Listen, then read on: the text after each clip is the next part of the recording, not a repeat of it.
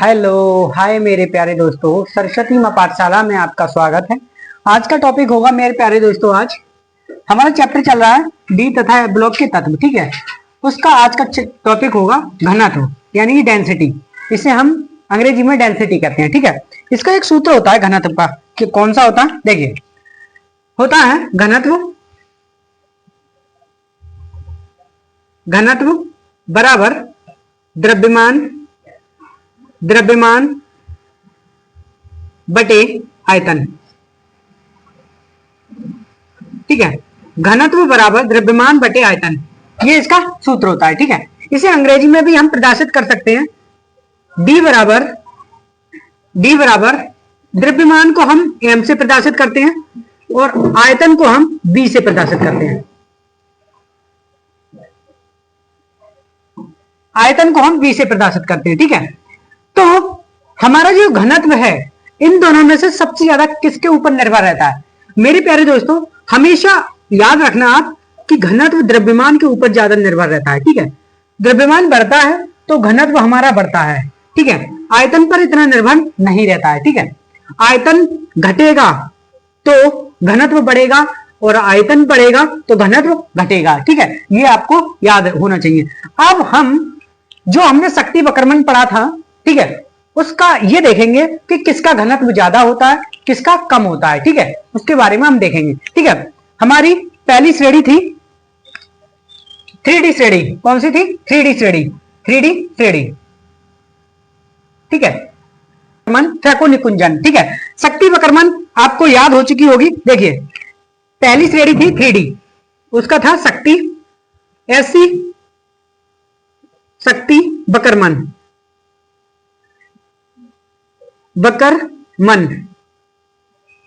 Phaco निकुंजन। Phaco यहां थोड़ा सा रह गया, फैको निकुंजन। ठीक है, फैको निकुंजन, शक्ति वक्रमण फैको निकुंजन। ठीक है, इसमें क्या होता है मेरे प्यारे दोस्तों, देखिए इसमें यह होता है कि आप जानते हैं जब हम मेरे प्यारे दोस्तों शक्ति वक्रमण फैको निकुंजन इधर से इधर के लिए जाते हैं, इधर से इधर के लिए जाते हैं, तो हमारा इनका आकार सबका घटता है। आप जानते हो कि इनका सबका आकार घटता है। ठीक है, देखिए सबसे बड़ा आकार ये होगा तो इससे छोटा ये होगा, इससे छोटा ये होगा। ठीक है, तो इस तरीके से होगा, सबसे बड़ा ये, इससे छोटा ये, इससे छोटा ये, इससे छोटा ये, इससे छोटा ये, इससे छोटा ये, इससे छोटा ये, इससे छोटा ये, इससे छोटा ये, पर ये सबसे बड़ा होता है। इसका कारण क्या है? इसका कारण यही है मेरे प्यारे दोस्तों कि इसमें यहां से यहां तक द्रव्यमान बढ़ता है। ठीक है, इन दोनों पर जाकर के आयतन बढ़ता है। आयतन बढ़ रहा है, नहीं आपको दिख रहा है खुद कि जो बी है हमारा बढ़ रहा है। ठीक है, बी है हमारा बढ़ रहा है और यहां एम बढ़ रहा है, यहां से यहां तक एम बढ़ रहा है। तो यहां से यहां तक एम बढ़ रहा है तो यहां से घनत्व यहां तक ज्यादा होगा और इसका कम होगा घनत्व। ठीक है, यहां से यहां तक ज्यादा होगा और इसका कम होगा। ठीक है, इस तरीके से कर देंगे।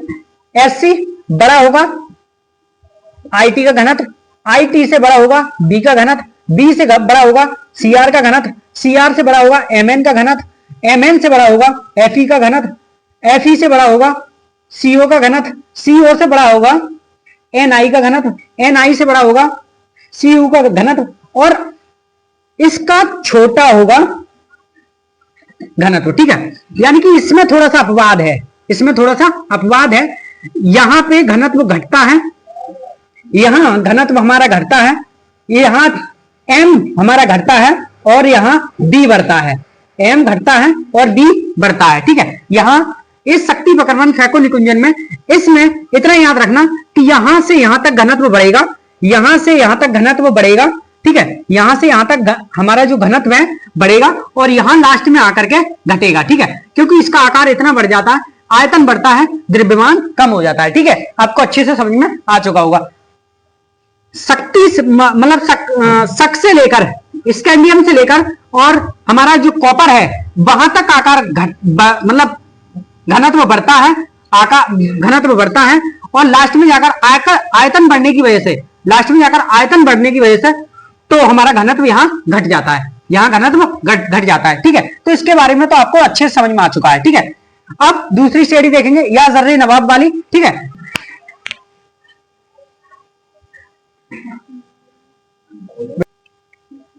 आगे देखिए मेरे प्यारे दोस्तों, दूसरी हमारी श्रेणी 4D श्रेणी। क्या है?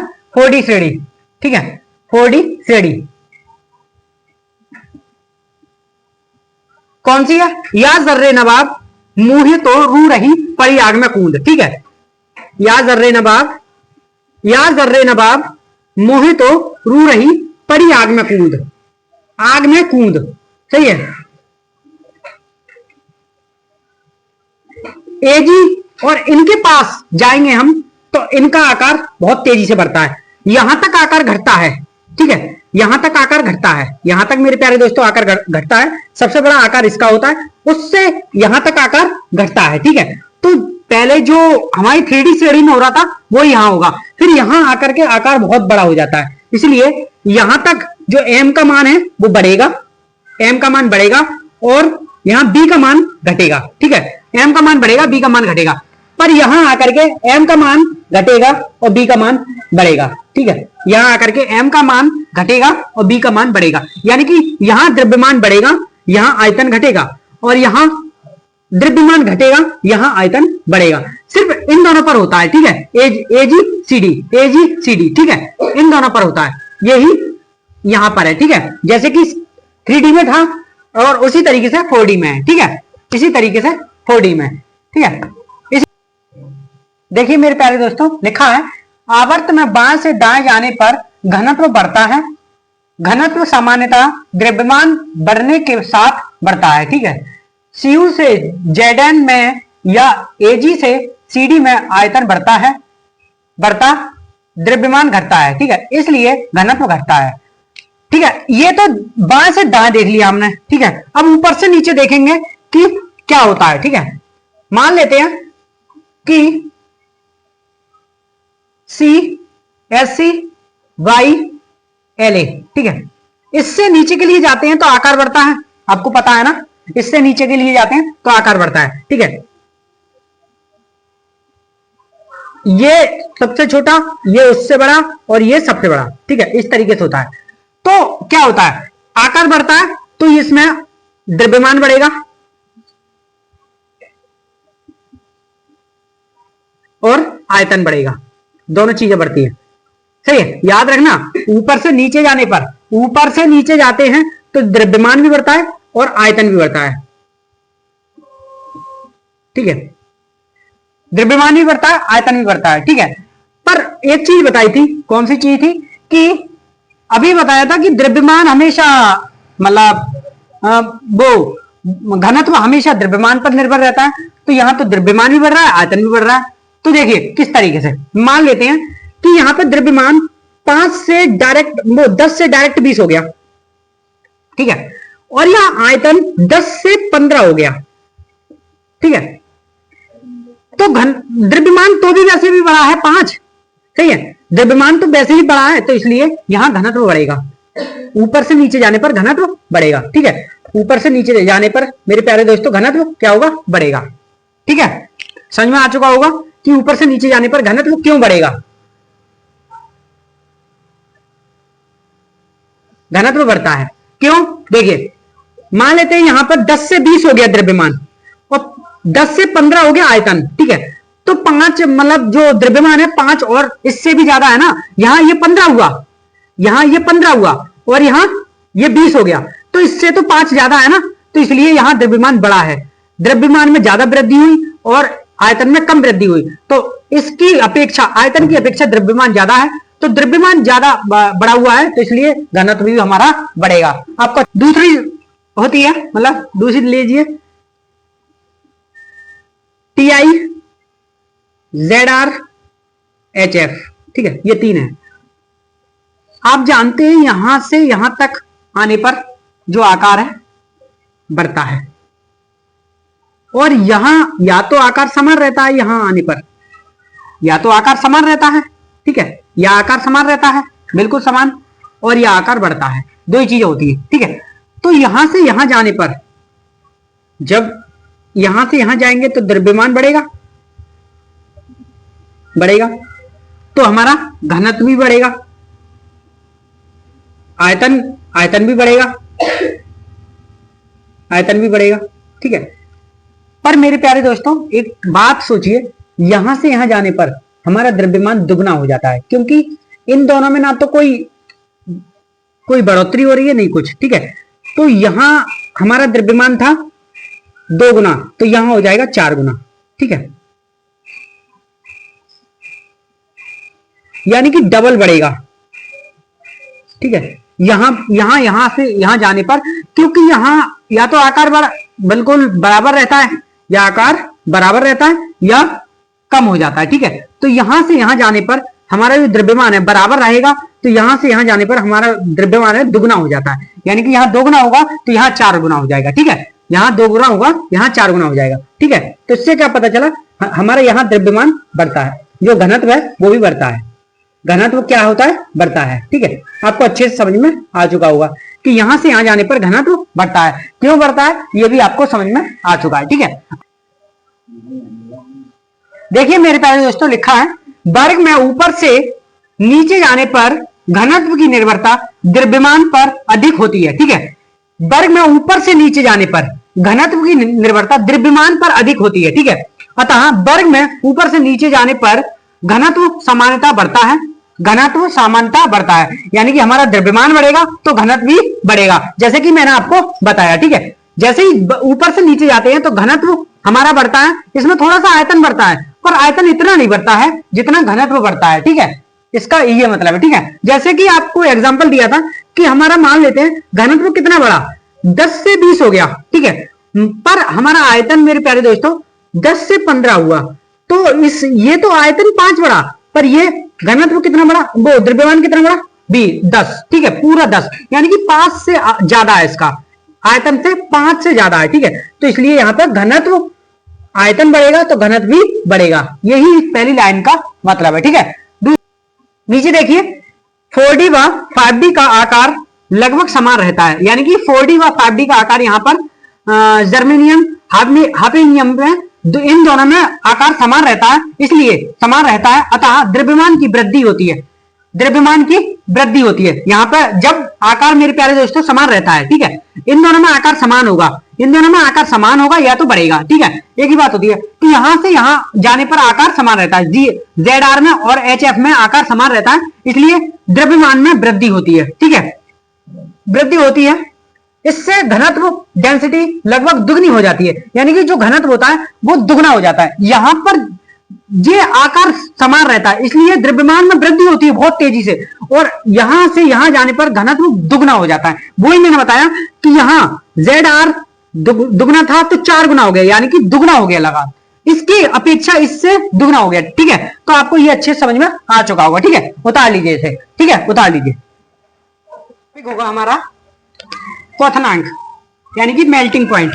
क्या होता है ये देखिए, मान लेते हैं हम Na Na Na Na Na Na Na Na इस तरीके से रख लेते हैं। ठीक है, Na Na, और यहां ले लें Fe Fe Fe Fe Fe Fe Fe।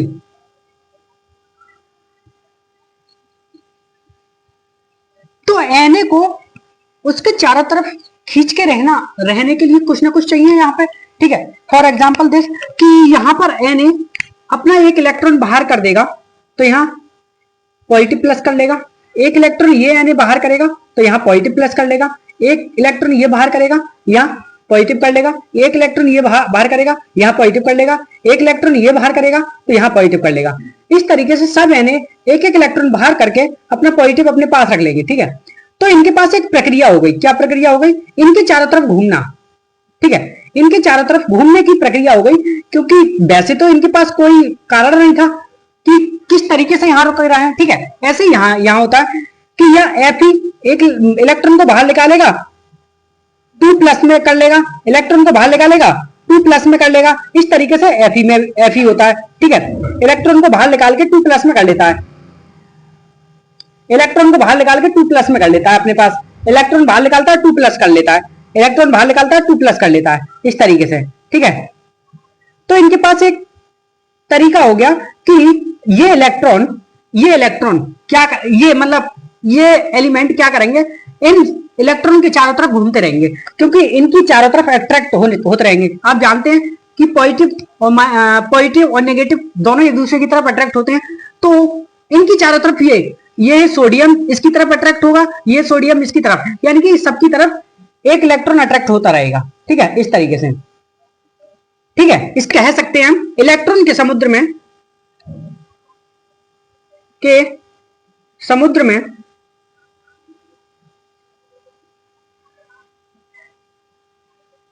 धनायन, यानी कि इलेक्ट्रॉन के समुद्र में धनायन। इनके पास पहले कोई प्रक्रिया नहीं थी, पहले कोई तरीका नहीं था इनके पास रोकने के लिए, इन्होंने अपना ही इलेक्ट्रॉन बाहर निकाला। उसके बाद इसको एक भाषा में कह सकते हैं इलेक्ट्रॉन के समुद्र में धनायन, यानी कि जो धनायन है हमारे इलेक्ट्रॉन के समुद्र में, ठीक है। तो ये आपको अच्छे से समझ में आ चुका होगा। तो इसे कहते हैं हम धात्विक बंध।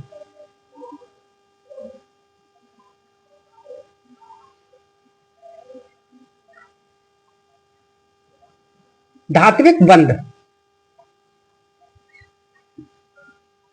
ठीक है, इसे क्या कहते हैं हम मेरे प्यारे दोस्तों, धात्विक बंध, ठीक है। तो धात्विक बंध कहते हैं। कैसे होता है धात्विक बंध?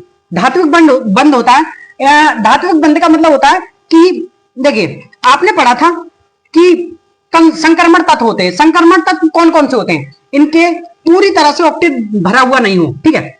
ऐसे जैसे कि आपने देखा कि ये हमारा ऑर्बिट है और इसमें पूरी तरह से ऑक्टेट भरा हुआ नहीं हो, एक ऑक्टेट खाली हो, इसमें पूरा भर गया, इसमें पूरा भर गया, इसमें पूरा भर गया और इसमें पूरा भर गया, पर ये खाली रह गया, यानी कि उसके पूरी तरह से ऑक्टेट भरे हुए नहीं हो और एक खाली रह जाए तो उसे संक्रमण तत्व कहते हैं। जैसे कि चार नहीं थे हमारे संक्रमण तत्व और सब संक्रमण तत्व थे, आपने जैसे कि पढ़ा था, ठीक है। कौन कौन से थे चार संक्रमण तत्व नहीं थे?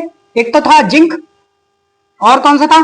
कैडमियम और CN, और कौन सा था चौथा कौन सा था? और था कॉपर, सही है। ये क्या थे? ये संक्रमण तत्व नहीं थे। और जो संक्रमण तत्व होते हैं मेरे प्यारे दोस्तों, वो बहुत ही अच्छे गलनांक होते हैं, उनका मेल्टिंग पॉइंट बहुत अच्छा होता है। इससे मैं एक चीज और बता दूं कि संक्रमण तत्व हमेशा बहुत मजबूत बॉन्ड बनाते हैं अपनी तरफ, ठीक है। उनके पास से जब इलेक्ट्रॉन जाते हैं तो अपने अंदर के लिए इतना मजबूत बॉन्ड क्रिएट करते हैं, अपने अंदर इतना मजबूत आकर्षण क्रिएट मतलब उत्पन्न करते हैं कि एक दूसरे को वो तोड़ नहीं सकते।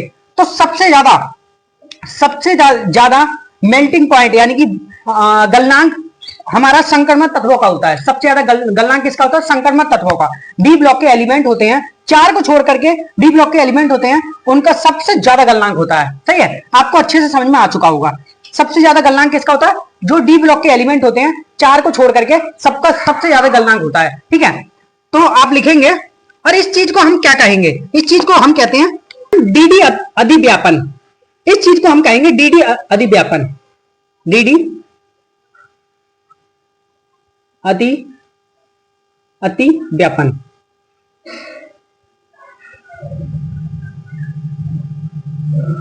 डीडी अतिव्यापन, ठीक है। डीडी अतिव्यापन कहेंगे इसे, ठीक। आपको अच्छे से समझ में आ चुका होगा। अब इसके बारे में थोड़ा सा लिख लेते हैं तो आपको और अच्छे से समझ में आ जाएगा।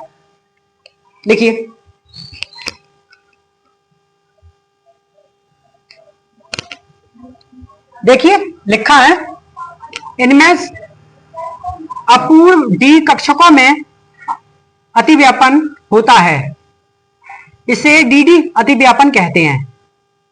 इनमें अपूर्ण डी कक्षकों में अतिव्यापन होता है, इसे डीडी अतिव्यापन कहते हैं। इसके कारण इनका धात्विक बंध सामर्थ्य अधिक होता है। इसके कारण इनका जो धात्विक बंध होता है बहुत मजबूत हो जाता है। इनका जो धात्विक बंध होता है, इनके पास से इलेक्ट्रॉन चले जाते हैं, इनके पास से ये इलेक्ट्रॉन त्याग देता है, तो इनके दोनों के बीच का जो बंध होता है दो मजबूत हो जाता है, इसलिए इनका जो गलनांक होता है, मेल्टिंग पॉइंट होता है, बहुत अधिक होता है, ठीक है। आपको अच्छे से समझ में आ चुका होगा। इसके कारण गलनांक एवं क्वथनांक उच्च होता है, इसके कारण गलनांक एवं क्वथनांक उच्च होता है, ये आपको अच्छे समझ में आ चुका है।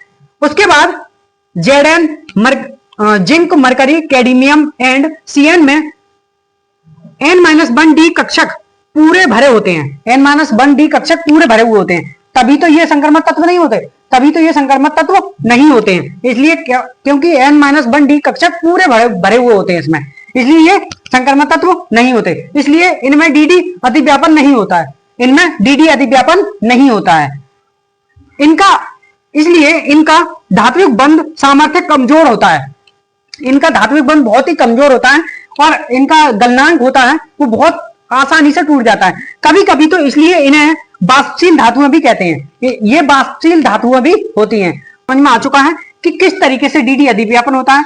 और इन्होंने सोडियम में इनमें इलेक्ट्रॉनों को निकाल करके इनके चारों तरफ घूमने का चक्कर किया था, इसी चक्कर में ये चारों तरफ घूमते रहते हैं और अपने जो पॉजिटिव है नेगेटिव है इन दोनों के भीतर इतना गहरा बॉन्ड होता है कि तोड़ना बहुत संभव नहीं होता, इसलिए इनका गलनांक बहुत ही उच्च होता है, गलनांक और क्वथनांक दोनों ही उच्च होते हैं। ठीक है, आपको अच्छे से समझ में आ चुका होगा। ओके, अब इसे उतार लीजिए, आपको समझ में आ चुका, फिर आगे चलते हैं। जैसे कि आप मान लीजिए अनपेयर्ड इलेक्ट्रॉन का मतलब है उनका पेयर पूरा नहीं है, उनका पेयर पूरा नहीं है। आप जानते हैं कि इस तरीके से सीरीज बनी हुई होती है D1, D2, D3, D4, D5, D6, D7, D8, D9, D10, इस तरीके से सीरीज होती है।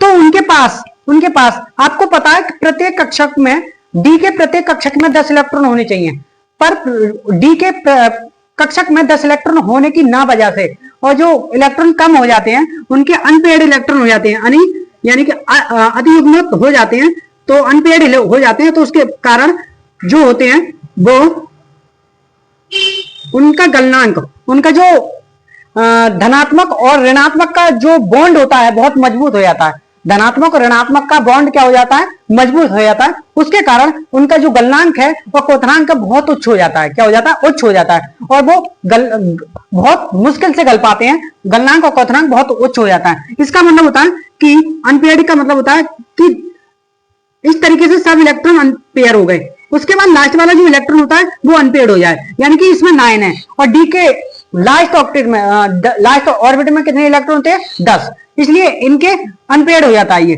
लास्ट में ये अनपेयर्ड हो जाता है, इसलिए ये क्या कहलाता है, संक्रमण तत्व। इनके सबके संक्रमण तत्व ऐसे ही होते हैं। ठीक है, आपको अच्छे से समझ में आ चुका होगा।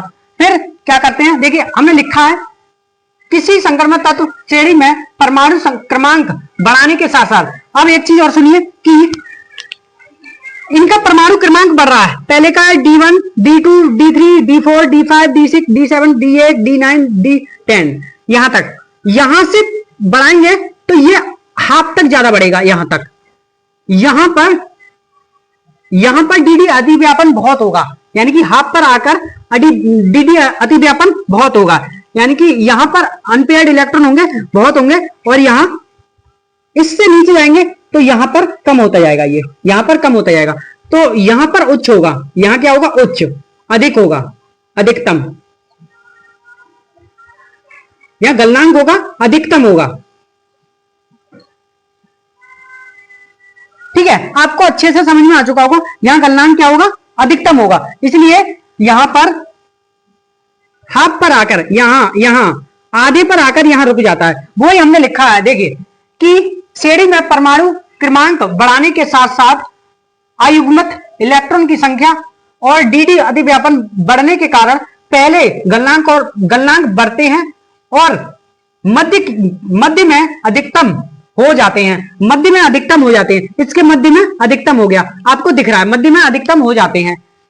इसके बाद गलनांक कम होने लगता है, गलनांक कम होने लगता है। इसके बाद इधर जाते हैं तो गलनांक कम होने लगता है। आपको अच्छे से समझ में आ रहा होगा, क्योंकि इलेक्ट्रॉन युग्मित होने लगते हैं, क्योंकि इलेक्ट्रॉन अनपेयर्ड होने लगते हैं, क्या होने लगते हैं, अनपेयर्ड, इलेक्ट्रॉन अनपेयर्ड होने लगते हैं, इसलिए यहां पर गलनांक इधर से इधर जाने पर कम होने लगता है। आपको अच्छे से समझ में आ चुका होगा। ओके, अब क्या करेंगे, इसे आप नोट कर लीजिए, उसके बाद आगे चलते हैं। हम 3D श्रेणी में चलते हैं ग्राफ पर। ये हमारा ग्राफ है, हम ग्राफ को समझेंगे। अब हम ग्राफ को समझेंगे। हमने इधर क्या लिया, हमने इधर परमाणु क्रमांक लिए और इधर क्या लिया, हमने इधर लिया गलनांक। गलनांक कितना, कौन सा तत्व गलता है और कितना गलनांक है उसका, ठीक है, आपको अच्छे से समझ में आएगा। देखिए, हम इधर से चले तो हम क्रोमियम तक गए, क्रोमियम तक। यहां क्रोमियम पर क्या होगा, क्रोमियम पर इसका गलनांक सबसे अधिक होगा, क्रोमियम पर इसका गलनांक सबसे अधिक होगा, सबसे अधिक। ये आपको याद होना चाहिए कि सबसे अधिक क्रोमियम पर गलनांक होगा, जैसे कि आप पीछे पढ़ रहे थे, ठीक है। और यहां इधर से नीचे आते जाते हैं तो गलनांक कम होता जाता है, गलनांक इधर नीचे आते हैं तो गलनांक कम होता जाता है। ये 3D श्रेणी का काम था। अब आते हैं 4D श्रेणी में। 4D श्रेणी में हम क्या करेंगे कि जो एमओ है उसका गलनांक सबसे अधिक होगा, एमओ का गलनांक क्या होगा, सबसे अधिक होगा, अधिक।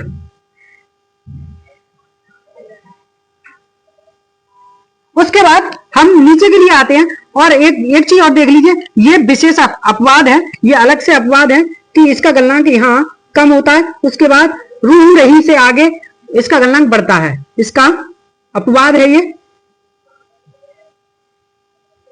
गलनांक कम होता है। फिर यहां आ जाते हैं 5D श्रेणी में। 5D श्रेणी में इसका गलनांक सबसे अधिक होता है, सबसे अधिक होता है। उसके बाद नीचे आते हैं तो कम होता है। और यहां आ जाइए कि इधर Zn का गलनांक Au से कम होगा और सबसे कम गलनांक होगा Ag का। सबसे कम गलनांक किसका होगा, Ag का, यानी कि Zn और Ag के बीच में Au है। तो ये आप याद रखना कि इन दोनों के बीच में इस तरीके से ग्राफ बनेगा, ठीक है, आपको ये अच्छे समझ में आना चाहिए। यहां लिख लीजिए, Cu से नीचे Ag से ऊपर, Cu से नीचे Ag से ऊपर। आपको अच्छे से समझ में आ रहा होगा। Cu से नीचे Ag से ऊपर इसका गलनांक होता है और इसका सबसे नीचे होता है। आपको अच्छे से समझ में ग्राफ आ चुका है और समझ में आ चुका होगा कि किस तरीके से क्रोमियम का सबसे ज्यादा गलनांक होता है। उसके बाद नीचे के लिए आते हैं तो Zn का सबसे कम गलनांक होता है। इधर से आते हैं 3D श्रेणी में, इधर MO का सबसे अधिक गलनांक होता है। उसके बाद TC अपवाद है हमारा, रू रही के बाद हम नीचे के लिए आते हैं, Ag का सबसे कम गलनांक होता है। उसके बाद आते हैं टंगस्टन पे। टंगस्टन का सबसे ज्यादा गलनांक होता है मेरे प्यारे दोस्तों, और इसका 3400 डिग्री सेल्सियस गलनांक होता है, यानी कि 3400 डिग्री सेल्सियस पे टंगस्टन गलता है, 3400 डिग्री सेल्सियस पे टंगस्टन गलता है। अब इस चैप्टर में, इस लेक्चर में बस इतना ही मेरे प्यारे दोस्तों। अगले लेक्चर में मिलते हैं अगले टॉपिक के साथ। तब तक के लिए आप वीडियो को देखते रहिए, चैनल को सब्सक्राइब कीजिए और वीडियो को लाइक कीजिए और